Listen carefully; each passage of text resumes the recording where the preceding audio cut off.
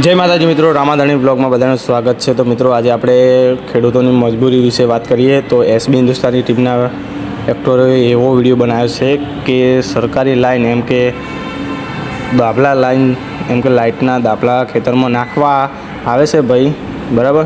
એટલે એ રીતની ચર્ચા એ વિશે વિડીયો બનાવ્યો છે જોરદાર કે ખેડૂતોને થોડુંક લાગણી થાય।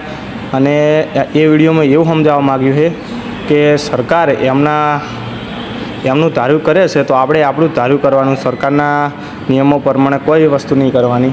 તો સરકારને ખબર પડે કે ખેડૂતનું આમ સાંભળ્યા જેવું છે।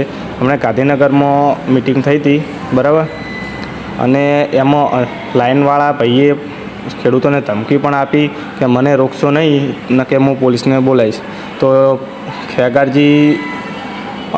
ખેગારજી છે એમ કે એક્ટર તરીકે આવ્યા છે, સરકારી અધિકારી તરીકે હરીભા, અને એમની જમીનમાં કે વીઘો મારે જમીન છે તો કે અમારે વીઘો જમીનમાં તમે એમ કે દોપલો લગાવશો તો અમારે જમીન વધશે શું? એ ભાઈ કે તમને સરકાર તરફથી 1.5-2 લાખ રૂપિયા મળશે।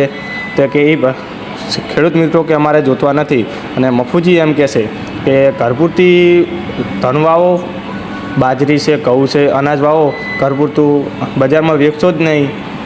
તો જે સરકારી કર્મચારીઓ કામ ધંધો કરે છે એમની પાસે જમીન જાયગરી તો એ ખેતી તો કરતા ના હોય તો એમની પાસે ધન આવે, આપણે વેચીએ ત્યારે એમની પાસે ધન એ વેચી ગમે એટલા પૈસા હોય એમની પાસે તો એ વેચાતું જ લેવાના છે, કેમ કે એમની પાસે જમીન હોય પણ એ અનાજ ના વાવે, બરાબર।